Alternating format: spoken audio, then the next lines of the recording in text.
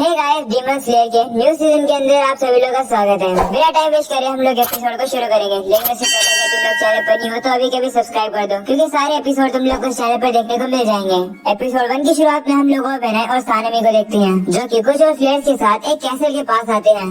सामने जो कैसल है वो टूट चुका है, क्योंकि उसे काफी समय पहले अबैंडन कर दिया गया था और इस जगह पर काफी सारे डीमंस रहने लगे हैं।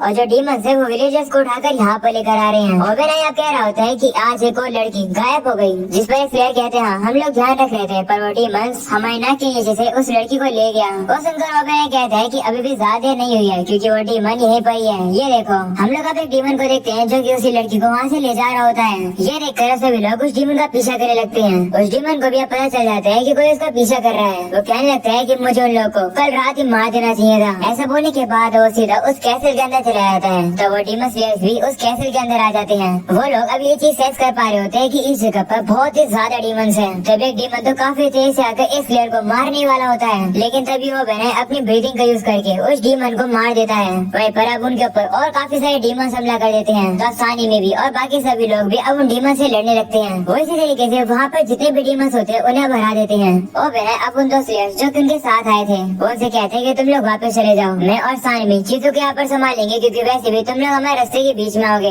तो वो लोग भी इस बात से एग्री करते हैं और अब वो लोग वहाँ से चले जाते हैं। और बेनाई अब कहने लगता है कि यहाँ पर कुछ न कुछ तो अजीब चल रहा है। इतने सारे डीमंस मैंने एक ही जगह पर कभी नहीं देखे हैं। तभी अचानक से उन लोगों को उसी लड़की की आवाज आती है, जो कि कहती है कि मेरी मदद करो। ये सुनकर सानी एक काफी ऊंची सिलाई लगाकर ऊपर जाता है और वो देखता है कि वहाँ तो काफी सारे डीमंस होते हैं। तो वो अपनी विंड ब्रीथिंग के सेकंड फॉर्म का यूज करता है और वो एक तरीके से टोर्नेडो बनाता हुआ सभी डीमंस को एक ही बारी में खत्म कर देता है। पर अब वहाँ पर और भी काफी सारे डीमंस आ जाते हैं। तब वो बेनाई वहाँ पर आकर अपनी सर्पेंट ब्रीथिंग की फिफ्थ फॉर्म का यूज करता है और अब वो भी इजीली से सभी डीमंस को एक ही बारी में खत्म कर देता है। जिसके बाद अब उन लोगों को वही डीमन दिखता है। वो डीमन भी अब समझ जाता है कि ये लोग हाशिरा है। वो अब वहाँ से डर के मारे भागने लगता है। तो सानी में भी उसका पीछा करने लगता है, पर वहाँ पर काफी सारे डीमंस आकर उसका रास्ता ब्लॉक करने लगते हैं। उन्हें हराते हुए सानी में कह रहा होता है कि यहाँ पर तो कुछ ज्यादा ही डीमंस हैं। वो अब उन सभी लोग को हरा कर अब आगे बढ़ता है और अब उस डीमन का पीछा करते हैं सीधा छत पर आ जाता है। वहाँ पर अब वो देखता है कि यहाँ तो अब और ज्यादा डीमंस हैं। बस होते लगता है कि आखिर इतने सारे डीमंस आ कहाँ से रही हैं। जिस पर ओबेनाई उसे कहते हैं कि तुम जाकर उस लड़की को बचाओ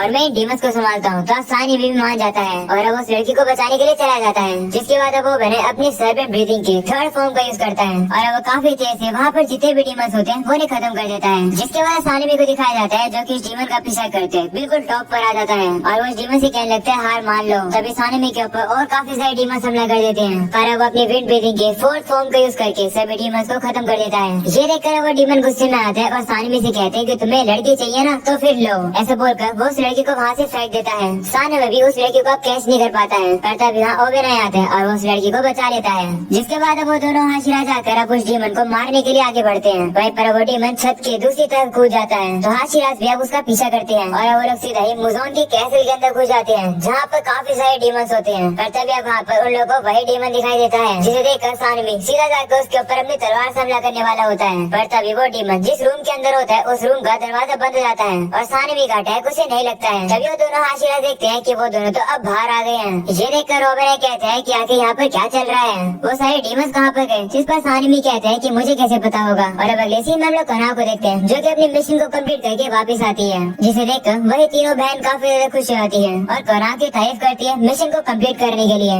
इसके बाद कनाव जाकर शिनोबू को जाकर बताती है कि मास्टर मैं वापस आ चुकी हूँ। शिनोबू अब कनाव को उसे सोर्स स्मिथ विलेज वाली इंसिडेंट के बारे में बता रही होती है कि किस तरीके से टोकिटो, मित्सुरी, तांजीरो और बाकी सभी लोगों ने मिलकर 2 अपर रैंक्स को हराया और तो नेजुको ने सन को हरा दिया, यानी कि वो सन में रह सकती है। इसकी वजह से काफी डेवलपमेंट होगी, पर साथ में काफी बड़ा खतरा भी आएगा, क्योंकि मुजोन अपने डीमंस को भेजेगा नेजुको को हमसे छीनने के लिए, क्योंकि मुजोन नेजुको की ये एबिलिटी चाहता है जिससे कि सन मुजोन का कुछ न बिगाड़ पाए। शिनोबू अब कनाव से कहती है कि मैं एक अर्जेंट हाशिरा मीटिंग में जा रही हूँ, तो प्लीज तब तक नेजुको का ख्याल रखना। तब कनाव भी मान जाती है और अब अगले सीन में हम लोग गोतो को देखते हैं, जो कि तांजीरो को बता रहा होता है कि वो जो सोर्स स्मिथ है वो अपने बेस को मूव कर रहे हैं। तो तांजीरो पूछते है कि क्या सभी विलेजर्स ठीक है, जिस पर गोतो कहता है कि मुझे डिटेल में तो नहीं पता, पर जो डीमन है वो रात के समय पर हमला कर सकते हैं, तो इसलिए वो लोग अपनी जगह बदल रहे हैं रहने के लिए। मुझे तो विश्वास ही नहीं हो रहा है कि सिर्फ 2 अपर रैंक्स पूरे विलेज में इतनी ज्यादा तबाही मचा सकते हैं। जिस पर अब तांजीरो कहता है कि वो जो दुश्मन थे वो काफी ज्यादा ताकतवर थे। तभी वो तो बताते हैं, चिंता मत करो। जो कॉप्स हैं उन्होंने ऐसी सिचुएशंस के लिए काफी खाली विलेजेस क्रिएट करे थे, तो अगर कुछ होता भी है तो हम लोग काफी जल्दी दूसरी जगह पर मूव कर लेते हैं। ऐसे इसलिए क्योंकि मास्टर और उनकी फैमिली की प्रेडिक्शंस काफी कमाल की है। तभी वो तांजीरो से कहते हैं कि तुम एक हफ्ते से बेहोश पड़े थे, क्या इतना खाना सही रहेगा? जिस पर तांजीरो कहते हैं हाँ। मित्सुरी भी कहती है कि वो काफी ज्यादा खाना खाती है। तब गोतो से कहते हैं कि क्या ये सच्ची बात है कि मित्सुरी और टोकिटो सिर्फ 2 दिन ही सोए और तीसरे दिन वो लोग पूरी तरीके से रिकवर हो गए? तो तांजीरो कहते हैं हाँ ये सच है, इसलिए तुम मेरी रिस्पेक्ट करता हूँ। ऐसा बोलकर तांजीरो वापस खाना खाने लगता है। तब गोतो से कहते हैं कि तुम जल्दी ठीक हो जाओ, मुझे काफी खुशी है कि सभी लोग जिंदा हैं और मैंने सुना है कि तुम्हारी बहन काफी कमाल की बन गई है, क्या वो अभी ठीक है? जिस पर तांजीरो कहते हैं हाँ वो सूरज की रोशनी के नीचे भी चल सकती है। तब गोतो कहते हैं कि क्या सच्ची में ये खतरनाक नहीं है क्या?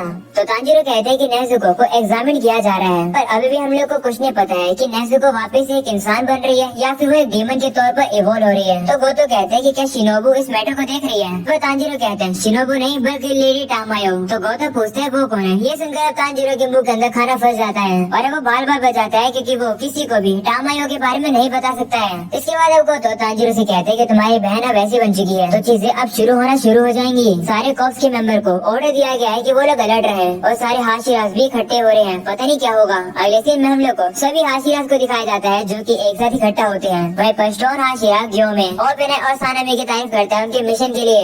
इस पर सानामी कहते हैं कि कुछ भी नहीं है, मैंने सुना है कि मित्सुरी और टोकिटो अपर रैंक से लड़कर आए हैं। जिस पर मित्सुरी कहती है हाँ वो लोग काफी ताकतवर थे। ये सुनकर सानामी कहते हैं कि मुझे जेलस फील हो रहा है, मुझे आज तक कोई अपर रैंक क्यों नहीं मिला है? तो बिने कहते हैं हाँ सभी लोग अपर रैंक से मिल चुके हैं पर हम नहीं। वो मित्सुरी और टोकिटो से कहते हैं कि तुम लोग अब ठीक तो हो ना? जिस पर टोकिटो तो कहते हैं वहीं पर मित्सुरी थोड़ी सी शर्मा जाती है कि वो बिने को उसकी चिंता हो रही है। वहीं पर अब ग्योमे कह रहा होता है कि अगर हमने और कोई हाशिराज खोए तो जो कॉप्स है वो खतरे में आ जाएगा। 2 अपर रैंक्स को बिना मरे हराना काफी कमाल की बात है। तभी शिनोबू भी टोकिटो और मित्सुरी से कहती है कि तुम लोग काफी जल्दी रिकवर हो गए इस बार, क्या कुछ हुआ है? ये सुनकर ग्यो से कहता है कि मुझे लगता है कि मास्टर इसी बारे में बात करने वाले हैं आज। तभी हम लोग देखते हैं कि वहाँ पर कागया की जगह उसकी वाइफ अमाने आ जाती है जो कि उन लोगों से अब कहती है कि मुझे माफ कर दो, पर कागया की तबीयत काफी खराब हो चुकी है तो वो फ्यूचर में तुम लोगों के सामने कभी नहीं आ पाएंगे। ये सुनने के बाद सभी लोग काफी ज्यादा हैरान हो जाते हैं। वहीं पर अब ग्योमे कहने लगता है कि मैं विश करता हूँ कि मास्टर की फ्लेम सदा चलती रहे, वो हमेशा जिंदा रहे। ये सुनकर अमानो से कहती है कि मैं सभी हाशिराज का दिल से शुक्रिया करना चाहती हूँ। तुम लोगों ने सुन लिया होगा कि ऐसे डीमंस आ चुके हैं जो कि सनलाइट के सामने भी खड़े रह सकते हैं, तो मुज़ोन अब नेजुको के पीछे जरूर आएगा उसकी पावर को छीनने के लिए। इसका मतलब वॉर काफी नजदीक आ गई है। वो मित्सुरी और टोकिटो से कहती है कि मुझे रिपोर्ट मिली है कि जब तुम लोग उन अपर रैंक से लड़ रहे थे तो तुम्हारे ऊपर कुछ मार्क आ गए थे जिनके ऊपर यूनिक पैटर्न था। तो मैं चाहती हूँ कि मुझे तुम लोग वो कंडीशन बताओ जिसकी वजह से तुम लोगों के ऊपर वो मार्क आए, क्योंकि जो सेनगोकू पीरियड था यानी काफी समय पहले एक स्वॉर्डमैन था, उसके बाद फर्स्ट ब्रीदिंग थी, वो ऑलमोस्ट मुज़ोन को खत्म करने वाला था। उस समय पर जितने भी स्वॉर्ड्समैन थे उनके ऊपर एक मार्क था जो कि डीमन क्रेस्ट की तरह दिखता था। तुमने ये वाली कहानी तो सुनी होगी पर ये वाली कहानी सच्ची है। ये सुनकर सानवी कहते हैं कि ये तो पहली बार है कि मैं इसके बारे में सुन रहा हूँ, ये चीज छुपी की हुई थी। तमानी कहती कि काफी सारे लोग खुद से गुस्सा है क्योंकि उनके ऊपर मार्क नहीं आए, इसलिए उन मार्क के जो लेजेंड है उसके बारे में अच्छे से कुछ भी नहीं पता है। ऐसा इसलिए भी हो सकता है क्योंकि उस समय पर ये चीज इतनी इम्पोर्टेंट नहीं होती थी, या फिर ऐसे भी हो सकता है कि उस समय पर डीमन स्लेयर कॉर्प्स काफी बार पूरी तरीके से डिस्ट्रॉय होने वाली थी, तो इन्फॉर्मेशन कभी पास डाउन हुई नहीं। सिर्फ एक ही चीज क्लियरली लिखी हुई थी कि जब मार्क 1 अपीयर होंगे तो वो जो मार्क है वो दूसरों के ऊपर भी दिखेंगे, लेकिन अगर रेजोनेंस होती है तभी। क्लियर बताती है कि ये चीज उस सोर्समैन की जर्नल में लिखी हुई थी जो कि फर्स्ट ब्रीथिंग यूज कर सकता था। तभी अमान ये सभी हाशिरास को बताती है कि जो पहला पर्सन है जिसे इन जनरेशन में इस मार्क को पाया है वो कोई हाशिरा नहीं है बल्कि वो तांजीरो है, वो पहला मार्क 1 है। पर लगता नहीं है कि उसे पता है कि आखिर उसके ऊपर ये मार्क कैसे आए हैं, इसलिए अभी के लिए हम लोग इस बात पर ज्यादा ध्यान नहीं दे रहे हैं। पर तांजीरो को फॉलो करते हुए 2 हाशिरास की अवेकनिंग हुई है जो कि टोकिटो और मित्सुरी है। तो प्लीज हमें सिखाओ कि आखिर तुम लोग के ऊपर वो मार्क कैसे आए। तो मित्सुरी बताती कि उस समय पर मैं अपनी बॉडी को काफी हल्का फील कर रही थी और फिर उसके बाद मैंने गुआ किया, उसके बाद मैंने वूम किया, फिर गुआ किया। मित्सुरी काफी कार्टूनिश तरीके से बता रही होती कि वो समय पर क्या कर रही थी, वो बस साउंड इफेक्ट से बता रही होती है कि उस समय पर हुआ क्या था। ये सुनकर सभी लोगों को कुछ भी समझ नहीं आता है। जिसके बाद टोकिटो की बारी आती है। वो कहते हैं कि मुझे नहीं पता था कि मेरे ऊपर कोई मार्क आया था और उस समय पर मेरे साथ कुछ अनयूजुअल चीज हुई थी जो कि मुझे याद आ रही है। अगर कुछ कंडीशंस पूरी होती तो शायद से सभी लोग के ऊपर वो मार्क आ सकता है। मैं बताता हूँ कि आखिर मैंने वो किया कैसे। बैटल के दौरान मैं काफी पॉइजनस हो गया था और हिल नहीं पा रहा था। मैंने अपनी ब्रीथिंग के जरिए पॉइजन की स्पीड थोड़ी कम कर दी थी। मैंने एक लड़की को देखा जो कि मुझे बचाना चाहता था पर वो खुद मरने वाला था। मेरे खोई हुई मेमोरीज भी वापस आ गई तो मैं अपने इमोशंस को कंट्रोल नहीं कर पाया और मैं गुस्सा हो गया। मुझे लगता है कि उस समय पर मेरा हार्ट रेट 200 पर मिनट से भी ज्यादा तेज दौड़ रहा था और मेरी बॉडी का टेम्परेचर 39 डिग्री सेल्सियस तक पहुंच गया था। वो सुनकर शिनोबू कहती कि तुम ऐसी हालत में हिल कैसे सकते थे, ये तो जानलेवा है। जिस पर अब टोकिटो कहते हैं हाँ, मेरे ख्याल से यही वो कंडीशन है, जो इस कंडीशन में सर्वाइव कर पाते हैं उन्हें वो मार्क मिल जाते हैं, और जो इस कंडीशन में मर जाते हैं उन्हें वो मार्क नहीं मिलता। तो अमानी से कहती कि तुम श्योर कैसे कि तुम्हारा टेम्परेचर 39 डिग्री सेल्सियस तक था। जिस पर वो कहता है कि मुझे फीवर हुआ था जब मुझे शिनोबू के घर पर ट्रीट किया जा रहा था। उस समय पर थर्मामीटर में मेरा टेम्परेचर 39 डिग्री आया था, और जब मेरे ऊपर मार्क आया तो उस समय पर मैंने वैसी हीट फील करी थी।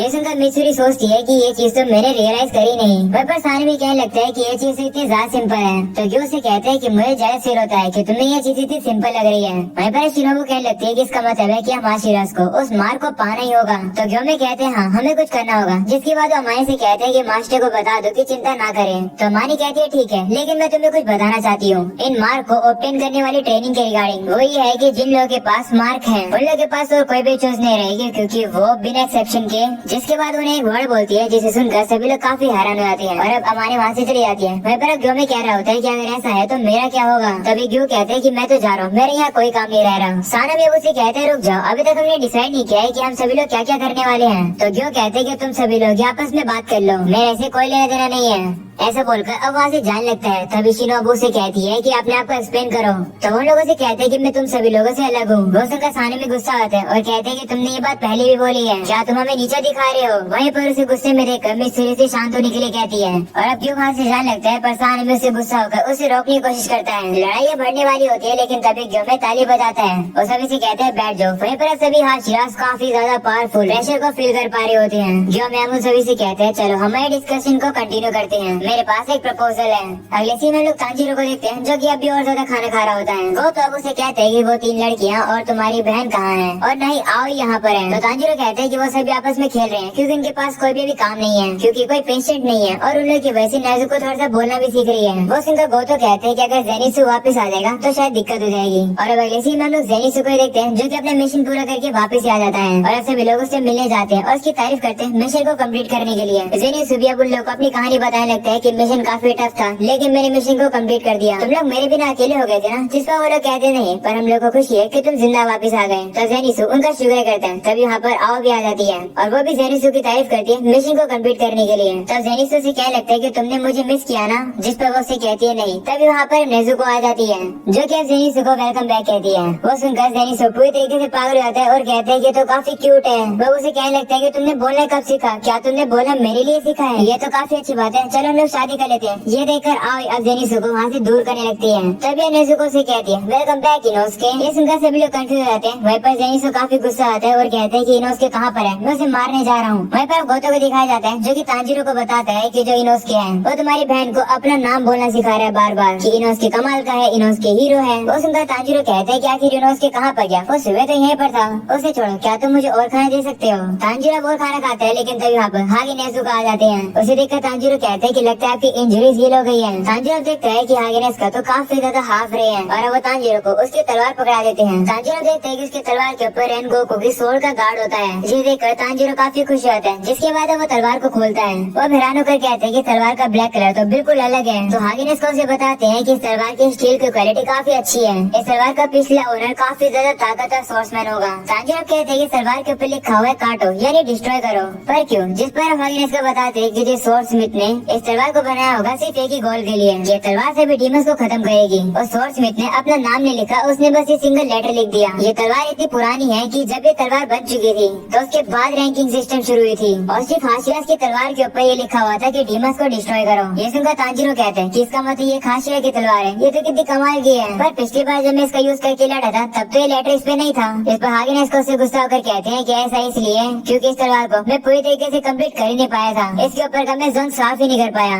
तुम उससे पहले ही इस स्वॉर्ड को मुझसे ले गए, और तुम्हारे इस स्वॉर्ड को शार्प करते तुम्हें पता है मेरे को कितनी चोट आई है। वो सुनकर गोतो हागेनेस से कहते कि तुम अपनी चोट की बात कर रहे हो, लगता है तुम्हें पता नहीं है कि तांजीरो की बॉडी की सारी बोन्स टूट चुकी थी। ये सुनकर हागेनेस तांजीरो से कहते हैं कि इससे मुझे फर्क नहीं पड़ता, तुम जो खाना खाए थे मुझे भी वो ला कर देना। तो तांजीरो कहते हैं ठीक है। जिसके बाद हागेनेस वहाँ से चले जाते हैं। तब गोतो तांजीरो से कहते हैं कि मैंने हागेनेस के बारे में जो भी अफवाह सुनी थी वो तो सच निकली। तो तांजीरो कहते हैं कि वो तो हमेशा शांत रहते हैं, पर शायद से वो दर्द में इसलिए वो गुस्से में थे। तब हमें पता चलता है कि वहाँ तो गेनिया भी लेटा हुआ था। वो तांजीरो से कहते हैं कि क्या अब शोर कम हो सकता है? तो तांजीरो कहते हैं हाँ अब शोर नहीं आएगा। तभी हम लोग देखते हैं खिड़की तोड़कर इनोस्की वहाँ पर आ जाता है। वो देखकर तांजीरो से कहते हैं कि तुमने क्या करो, तुमने खिड़की तोड़ दी। शिनोबू काफी गुस्सा हो जाएगी। वहीं पर इनोस्की की चलाने की वजह से गेनिया को काफी दिक्कत हो रही होती है। वो कह रहा होता है कि मुझे अलग से एक शांति वाला कमरा दे दो। इनोस्की वहीं पर कह रहा होता है कि जॉइंट स्ट्रेंथिंग ट्रेनिंग शुरू होने वाली है। तो तांजीरो से पूछते हैं कि वो क्या होता है, जिस पर इनोस्की कहते हैं कि सभी ताकतवर लोग इकट्ठा हो रहे हैं, जैसे कि हाशिराज और वो ट्रेनिंग दे रहे हैं। और अब अगले सीन में हमें हाशिराज की ट्रेनिंग दिखाई जाती है। उन लोगों ने सभी कॉर्प्स मेंबर के लिए ट्रेनिंग प्लानिंग कर ली है।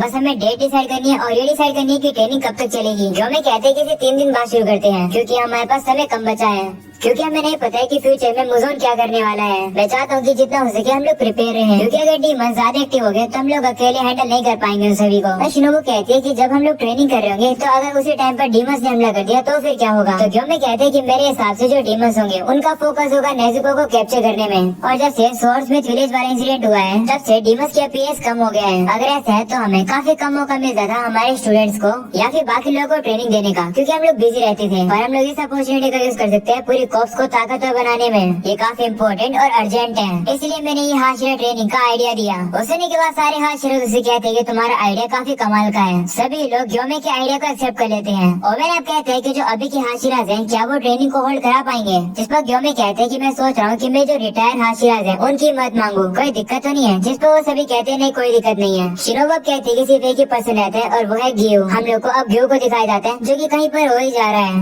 अगले सीन में लोग जेनिसु को देखते हैं जो कि तांजीरो से कहते हैं कि मैं थोड़े समय पहले मिशन से आया हूँ और अब मुझे ट्रेनिंग करनी पड़ेगी। तो तांजीरो से कहते हैं कि क्या तुम अभी जा रहे हो? जिस पर वो कहते हैं हाँ हम सभी लोग को बारी बारी हाशिरा ट्रेनिंग लेनी होगी। तो तांजीरो कहते हैं कि तो काफी कमाल की बात है। जिस पर जेनिसु गुस्सा आता है और कहते हैं नहीं ये ट्रेनिंग काफी बेकार है, इस ट्रेनिंग का आइडिया जिसका भी था उसे मर जाना चाहिए। तो तांजीरो से कहते हैं कि अगर तुम सुपीरियर्स के साथ ट्रेनिंग करोगे तो तुम और इम्प्रूव होगे। जब तुम किसी ताकतवर से लड़ते हो और उसे अच्छी टक्कर देते हो तो तुम खुद ताकतवर बन जाते हो। ये सुनकर जेनिसु काफी गुस्सा आता है और वो उसके सर को खाने लगता है और कहते हैं कि तुम काफी ऑप्टिमिस्टिक हो, तुम्हारा अच्छा है कि तुम अभी तक हील नहीं हो तो तुम्हें ट्रेनिंग नहीं करनी पड़ेगी। जेनिसु गुस्से में वहाँ से जाने वाला होता है तभी तांजीरो से कहते हैं कि मैं तुम्हें थैंक यू बोलना भूल गया। जब मैं अपने रैंक से लड़ रहा था तो मैं अपने पैरों को बिल्कुल भी मूव नहीं कर पा रहा था, पर तुमने जो थंडर ब्रीथिंग टेक्निक मुझे सिखाई थी वो समय पर काम आ गई, जिसकी वजह से मैं उस डीमन के सर को काट पाया। ऑफ कोर्स जितने तेज तुम हो उतना तेज मैं नहीं था, पर शुक्रिया। कभी कभार दूसरे के साथ कनेक्शंस काम आ जाते हैं। बिल्कुल ऐसे ही तुम हाशिरा ट्रेनिंग से काफी कुछ नया सीख सकते हो। तांजीरो की ये बात सुनकर जेनिसु का मूड काफी ज्यादा अच्छा हो जाता है और अब वहाँ से शर्माता हुआ चला जाता है। और अब अगले सीन में हम लोग को टेंगन को दिखाया जाता है जो कि काफी सारे मेंबर्स को अब ट्रेनिंग दे रहा होता है। टेंगन सभी लोगों से काफी ज्यादा गुस्सा होता है क्योंकि सभी लोग काफी ज्यादा धीरे दौड़ रहे होते हैं। थोड़ी देर बाद सभी मेंबर्स उठ जाते हैं और वो तो हिल भी नहीं पा रहे होते हैं। वो देखकर टेंगन उसे कहते हैं कि तुम सभी लोग तो लूजर्स हो, अगर तुम अभी की हाशिरा के साथ ट्रेनिंग करोगे तो वो ट्रेनिंग तो इससे भी ज्यादा हार्ड है। वही बट टेंगन को इतना एक्साइटेड है उसकी तीनों वाइफ कहती है कि हम लोग भी टेंगन की मदद करेंगे